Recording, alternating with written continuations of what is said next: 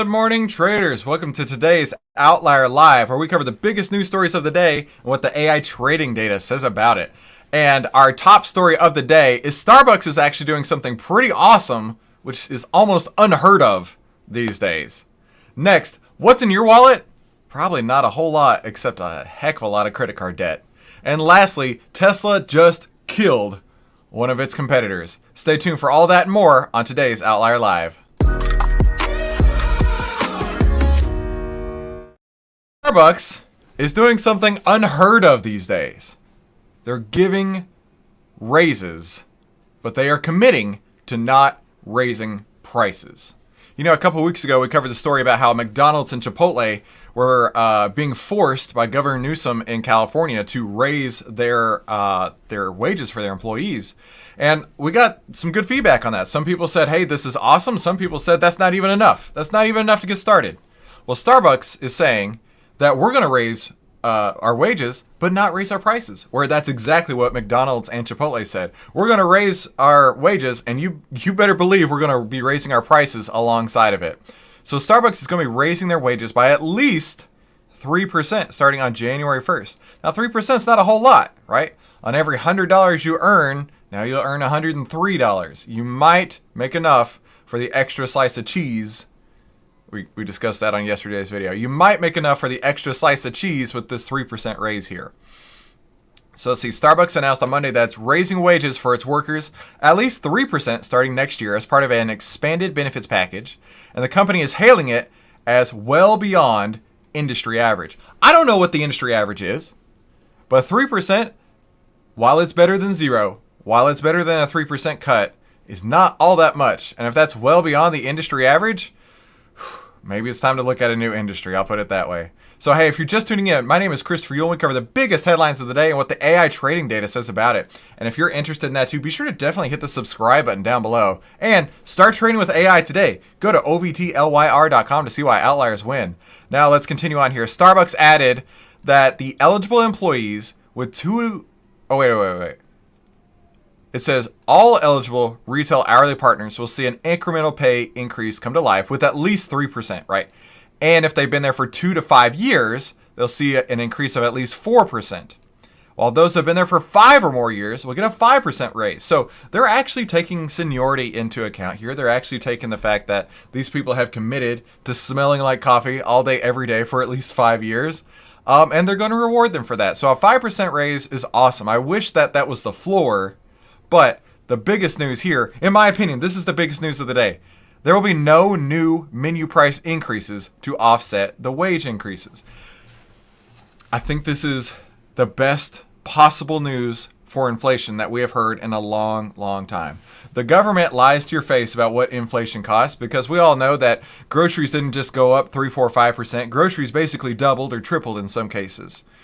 But now what they're saying here is that they're going to be increasing their expenses, but decreasing their profits. Now, why I'm excited about this is exactly what we need to see in order to see real disinflation, real deflation, right? If we can raise our incomes, yet at the same time, not raise the prices, us as consumers are winning huge, huge win. So I'm actually really stoked about this story, right? The only thing that would have been better is if they said, we're even going to decrease our prices so that we can get more people in the door. But you can't win everything, right? Let's continue on here. Starbucks has invested more than 20% of the profits from fiscal year 2023 back into their partner experience through wage increases, training, and new equipment. You don't see this these days. You don't see any company, especially a publicly traded company like Starbucks, actually going out of their way to pour their profits back into their employees. This is a smart company. We've not seen smart companies in the last few years. We've seen price gouging companies. I just this morning saw an email from Netflix that my Netflix subscription is going to go up another $1, right? Now it's $22.69 or something stupid like that. But I remember when I started my Netflix account, it was like $7.99. And now it's 3 times as high.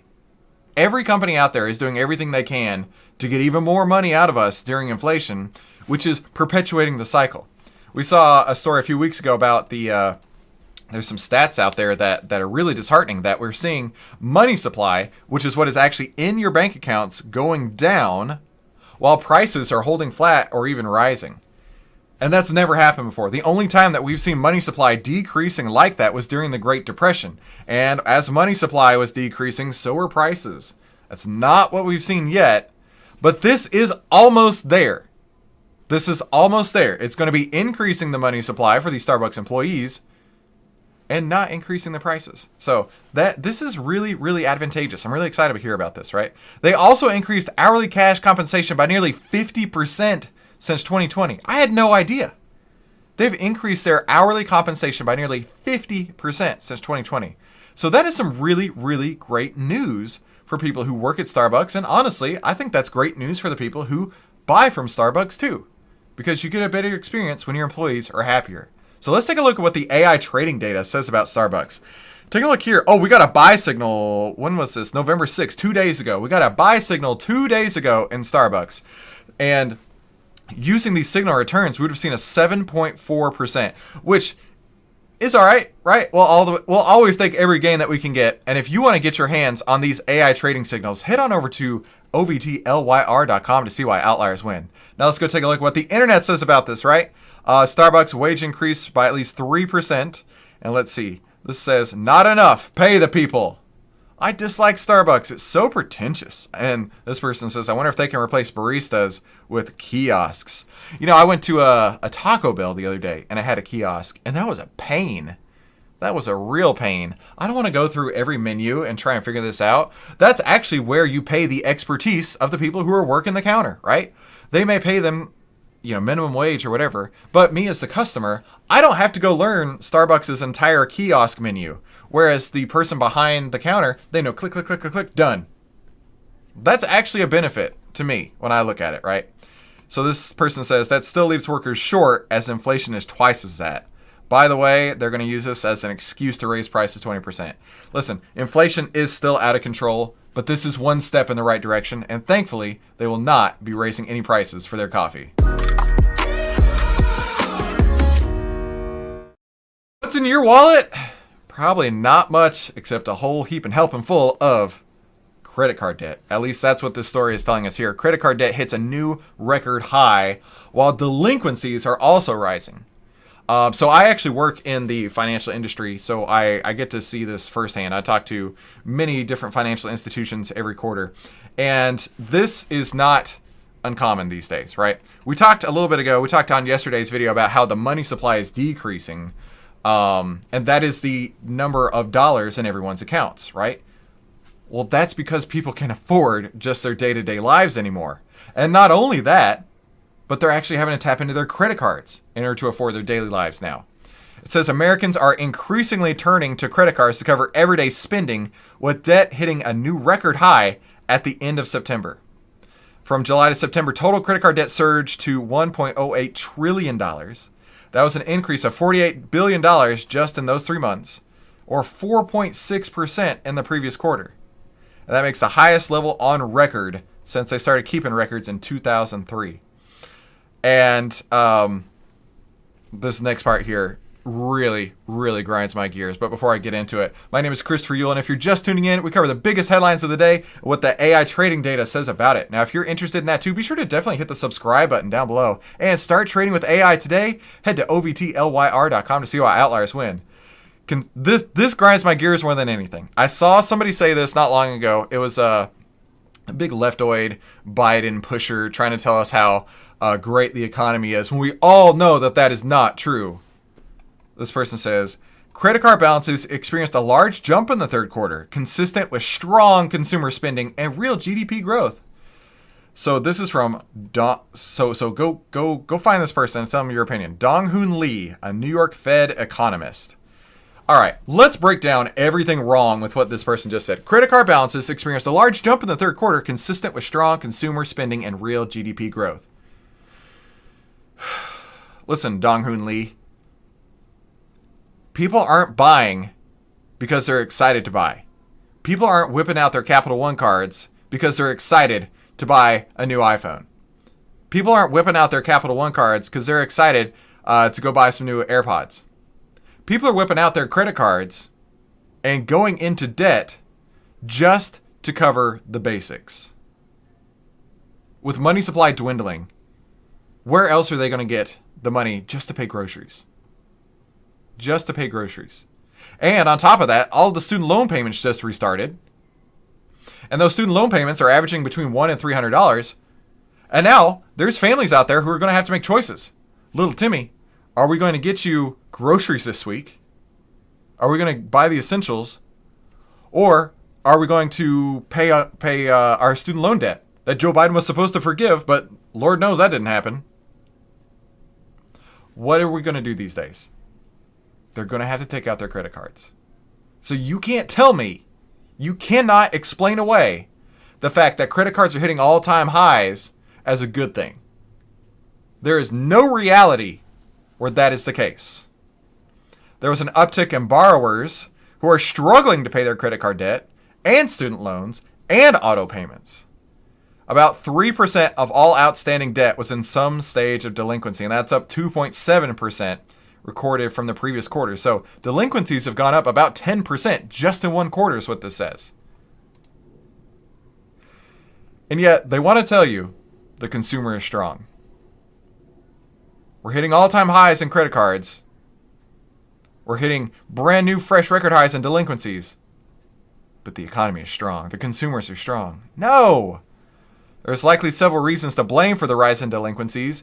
And that increase could reflect a loosening of tightening credit standards. That's not the case. It's people having to pay everything so much more expensive.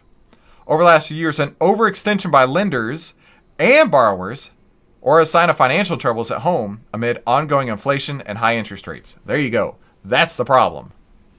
Plus, add into that too, so many people got taken advantage of during 2020 to 2023, overpaying for cars and overpaying the dealers, and now they can't even make those car payments anymore. And they're so upside down on their cars, even if they got a new one, they have to roll in that debt, and now they're even more upside down on this new car that they just got.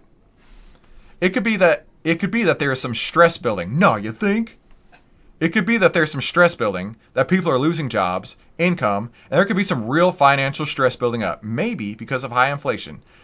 Maybe it certainly isn't because people are excited to go spend money. Maybe because of high inflation, high everything else. It could be a combination of all three of these. They play a role. But there could be like all kinds of different factors that are causing these delinquencies and credit card balances to hit all-time highs. Give me a break. Give me a break. They want to just lie to your face. The people who are pushing Bidenomics just want to lie to your face and tell you everything is great. Well, we know that that is not the case. Although inflation has cooled, it remains up 3.7% compared with the time a year ago. Now, consider this, right? Inflation may have cooled according to their standards, but if inflation was up 10% in year one, and it's up another 3.7% in year two, you're now compounding, right? You're up now more than 14%. That's how it works. That's the math behind it. So inflation has cooled. Bro, no, that's not what's happening. Shit still costs more. All right? Things are still out of control. Just like my friend Brian. Good to see you, Brian. Things are still out of control. Things are not better. The inflation spike has created severe financial pressures for most U.S. households. Yes, now we're being honest here. That's forced to pay more for everyday necessities like food and rent. The burden is disproportionately borne by low-income Americans. Those already stretched paycheck to paycheck are heavily affected by price fluctuations. It's not just them, it's everybody. We're all dealing with this. Now, I would love to know your opinion. How do you think we can solve this? Honestly, I don't know the answer. I really don't. But I do know I need you to hit the like button down below and let us know exactly what you think we could do to fix the economy out there, right? What we're seeing is, actually, I saw something, when was it? It was yesterday, that mortgage rates are starting to come down. And they were excited because they feel that now there's going to be more houses being sold, more inventory turning over. And maybe that's the case. But we need to have rates come down so things are more affordable and prices come down at the same time. Once the prices start coming down, things are going to get a lot easier. And that was the goal with raising rates. Raise rates so everything's more expensive, so that in order to find buyers, they have to bring the price back down. So is it working? Let me know in the comments what you think. I also Forgot half of that segment. So I'm going to jump right back into it. So let's go see what the AI trading data says about Capital One Finance. Capital One Finance. What's in your wallet? Maybe a buy signal. On November 6th, we got a buy signal on Capital One Finance. So that was just 2 days ago. And if you'd follow these signals, you'd see a 39.77% return historically. So if you want to get your hands on this and all the signals that we show over at OVTLYR.com, head to OVTLYR.com. Head to OVTLYR.com to see why outliers win. I'm taking a look here. I don't think I have my... This is the fun part of doing it live. I don't have what the internet's saying about this. So we're going to jump right into the next section. Tesla just killed one of its competitors. Tesla has put a nail in the coffin. Tesla has put them out to pasture. Tesla continues to dominate. At least that's what I saw when I saw that Lucid lost $433,000 per car it sold during the quarter. Tesla, I don't know the numbers for Tesla here. Lucid lost $433,000 per car for each car they sold in the quarter. I can't even fathom that. Like, it breaks my brain. They lost $433,000 per car. It says they delivered 1,457 units and produced 550. The electric vehicle manufacturer also revised its 2023 production outlook, reducing its range from range to 8,000 to 8,500 from a previous goal of 10,000. Listen, I've seen a couple Lucids around. I drive a Tesla myself. And, man, those Lucid cars just don't do it, right? They just don't do it. It's the fact that Tesla set the bar so high, and now everybody has to chase that for the next decade to catch up to where Tesla is today. And the compounding gains that they're going to make after that point, it's putting everyone else out of business, right? Lucid's revenue represents a 30% year-over-year decrease, resulting in a revenue miss. Lucid incurred a net loss of $631 million during the quarter, marking a 19% year-over-year increase. So they increased their losses over the quarter. Hey, I tell you what, I need some editing done on this one today. If you're just tuning in, my name is Christopher Yule, and we cover the biggest headlines of the day and what the AI trading data says about it. And if you're interested in that too, be sure to definitely hit the subscribe button down below. And start trading with AI today. Head to OVTLYR.com to see why outliers win. So the company reported a per vehicle loss of $433,000, but that's an improvement. That's a huge improvement from the $544,000 loss it reported in Q2. Dude, this is awesome, right? Imagine, we're only losing $500,000 per vehicle we sell. But in a quarter from now, we're only going to be losing $400,000 per vehicle we sell. We are on the fast track to profitability. Bro, you got so far to go, it's not even funny. You might as well not even try at this point. I will tell you, I was excited about one thing. I am a huge James Bond fan.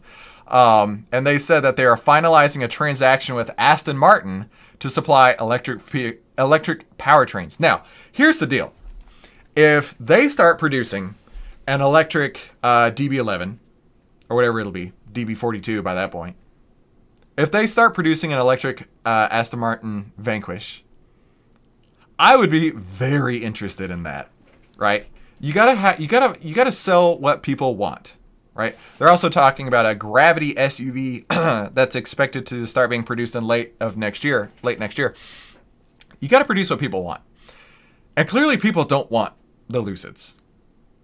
But if they partner up with Aston Martin, that could elevate both brands into a really, really cool place, especially if they can get the new James Bond driving the new Aston Martin with the new Lucid powertrain. I think that would be pretty darn cool. So let's go take a look at what the AI trading data says about Tesla. What's going on in Tesla these days? Nobody's trading Lucid anyway. Tesla just got a buy signal on November 6th. So 2 days ago, Tesla just got a buy signal. And this signal return is showing a 235.66% return. So if you're interested in being one of the first people to get these AI trading signals, Head to OVTLYR.com to see why outliers win. Now let's go take a look at what the internet says, right? They lost boatloads per car during the quarter. That's approximately what a Rolls-Royce Cullinan costs per car. I would love a Rolls-Royce Cullinan. I think those are some pretty awesome. Like, I've never been a Rolls-Royce guy, but seeing these, I'm like, I could drive one of those. That'd be pretty sweet.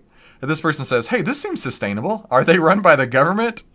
The only lucid thing about them is their bankruptcy. Yeah, absolutely.